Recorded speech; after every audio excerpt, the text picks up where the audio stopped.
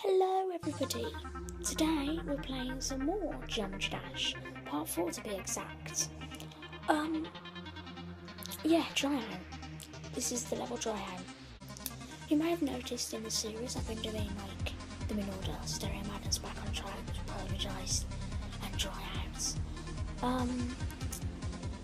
I just want to say that, a quick warning, I don't think,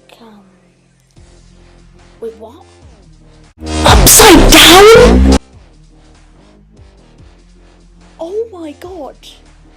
I am doing particularly well for an upside down guy. Oh my god! Upside down?